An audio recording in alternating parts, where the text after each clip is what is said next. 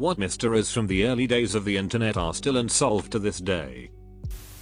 What about the guy that tried to test his new gas mask and made chlorine gas, and it was absorbed into his skin, and he stopped posting updates? Yeah, that I've seen the screen caps of that. It was on the 4chan board. His last post had a picture of his skin already badly affected by the gas, and then he never posted again. Reasonable explanation is that it was fake and the arm thing was makeup, since the amount of gas needed to peel his skin would have the whole building evacuated, and no one found news on this. Death of Philip Taylor Kramer, the bass guitarist for Iron Butterfly who became a computer engineer. He was said to have been working on data compression techniques, and may have been assassinated, but his death was ruled a suicide. The whole story, and family, are weird. It made the rounds as a favorite early internet conspiracy and then just disappeared. There was that guy in the middle 90s who designed his girlfriend using software. He ended up with something like a mugshot, then posted it, hoping to find her in real life. He swore he was in love with her, this image he had created. He became an immediate laughingstock. I can't locate any links, but I remember one person referring to the girl as chiclet teeth. Anyway, I wonder if the guy ever found her. Wouldn't say early internet but interesting nonetheless.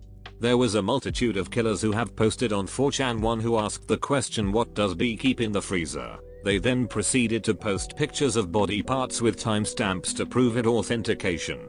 Another one was, again 4chan, a guessing name of a missing person and provided a freebie, which when guessed correctly lead to the coordinates of where the body was buried. Are you shitting me or is that true?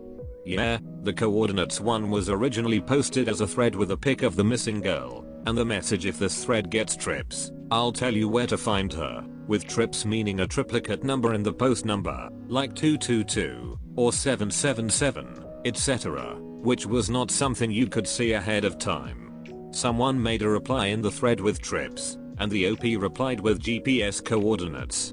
2 days later someone posted a news article from the nearby city with an update about the girl's body being found. Confirming third here. I was there too. I remember the guy who lived in Washington, I think, who strangled his F-buddy and posted pictures of her naked corpse. He said he was leaving her for her son to find, and to go commit suicide by cop. The news article the following day indicated he failed to get the cops to kill him. Edit. Somebody posted the link to the article further down. Not only did I live like 2 blocks away from that house when this happened, I was also part of that thread at the time. It was pretty effing wild because at the time the dude was posting, I had literally zero indication that I could have walked to the house it was happening at. I'll never forget this one. Back in 1993, there was a page that had the full process for creating ecstasy. Must have been written by a scientist, because it was highly detailed. Swim knows what you're referring to. It's from a book a guy wrote in the 60s. He was a scientist. He is the one responsible for the resurgence of ecstasy after World War I. The book details how to make and take almost every known drug, as he recreated them all himself and studied them both with himself and his wife. Keep in mind MDMA was made by Merck, and was patented, so the process and recipe were obviously published, but, said chemist, also synthesized MDMA, MDEA, MDA and so forth and documented all of them very well. I believe he was the pharmaceutical scientist who developed drugs for the US military, including LSD, which they used on soldiers and such. With some searching you'll find it. They were all published. He is regarded as the essential godfather of recreational drugs. Is the Heaven's Gate website still up and running? Yes it is, but the real question is who is paying for it to stay up? The ones who stayed behind. I think a few of the cult members stayed behind so they could keep the site up, and whatever else of the cult running. It may have just been one person even.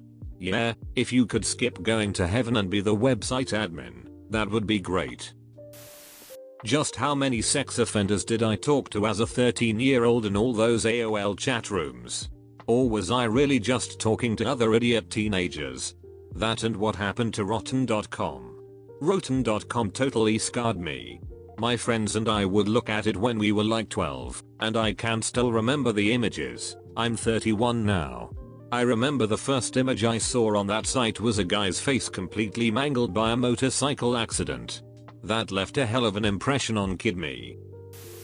I can only think of Numanoma guy and wonder what the legend is doing now. I met that guy several years ago. He is a musician and was doing a session at my uncle's recording studio, where I would often help with the setup. Good dude, a little quiet. I asked him about the video and he said, I was really bored one night and made the video. Next thing I knew, a billion people had seen it. That 4chan thread about the guy who injected the blue liquid in a syringe into himself.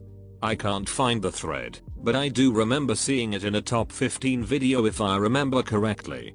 It might have gotten solved since then, but I don't know. I remember that one. I think it was glow stick fluid. It hasn't been solved, but it's somewhat accepted that he died of a heart attack and or poisoning from the liquid. 1-800 golf tip 1990 to 2000, and man would count up to 10 and would have a pause somewhere between 5 and 10, and then a jump scare of a screaming, or a strange siren noise. Don't call it now, it leads to an erotic hotline. Yeah, that one was a bit weird. Do we have guesses / assumptions for that one? That one was really interesting and I really wanna know what it was. Even though I know we will never really know. Yeah, I saw a video online that talked about it about a week ago. The best guess out there based on the history of companies who owned the phone number is that it was a method in which telemarketers acquired your phone number of people who were curious enough to call it. Pink Floyd's Division Bell and Publius Enigma. Explain this one. Well, Pink Floyd released an album called The Division Bell, and then a character called Publius Enigma started to leave clues for fans on message boards, including writing that was found in the cover art, flashing the name in the stadium lights, and multiple ciphers / codes and so on. Eventually, a legal threat that would have stripped away user anonymity on the message board servers ended with Publius Enigma disappearing before the competition or contest could be completed. No one was able to discern what was happening, and more importantly, Pink Floyd was coy enough about it that no one knew if it was just some genius proto-viral marketing scheme. A young girl went missing or was killed in a certain area, and as time passes, on YouTube an old white guy titled The Anniversary of That Girl's Disappearance / Death with the location, stares into the camera and is just laughing menacing for quite a while, before the video ends with him smiling. A guy eating a soup and crying, while two Teletubbies were reassuring him. Who was Serdaragic? TLDR, it was a bot that would search the Usenet feed for mentions of Turkey, and then post diatribes denying the Armenian genocide. Who actually ran the thing was never known. Not sure if it's real or not, but I remember watching a video of man exploring the catacombs, and out of nowhere he just drops the camera and begins to run. That's real. People get lost and die in them. That's effing terrifying. What could he be running from?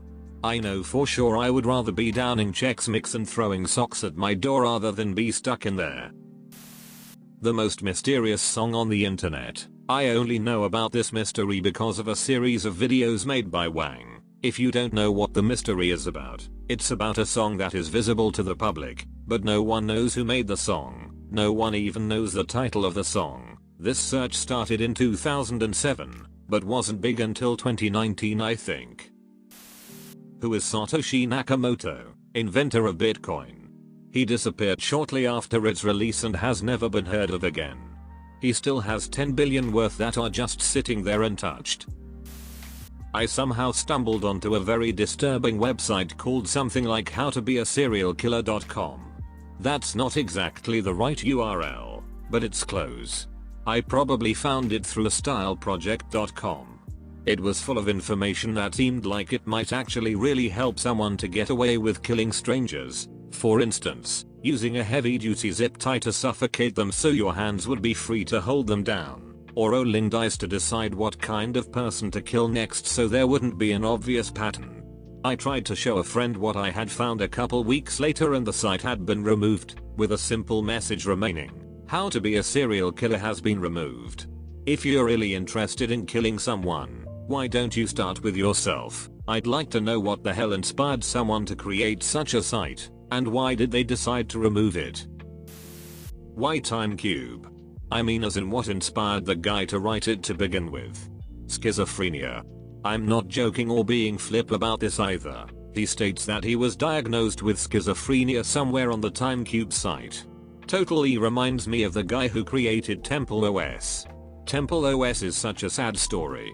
It's a perfect encapsulation of how serious mental illness is and how it can just destroy people. It really seems like as bad as the guy had it, he could have had a somewhat normal, or at least a happier life if he was able to socialize more, got treatment and had a good support system. Even when he was being interviewed he had so much more life and lucidity to him compared to his live streams. The times where he seems to have these brief moments of realizing how much he's lost, and how much of his life was wasted, are heartbreaking. Although he may have killed a guy, so there's that. The guy who went caving. He ends his blog with, "I'll let you know what I find," and then it just ends. Google Ted's caving and it's the first result.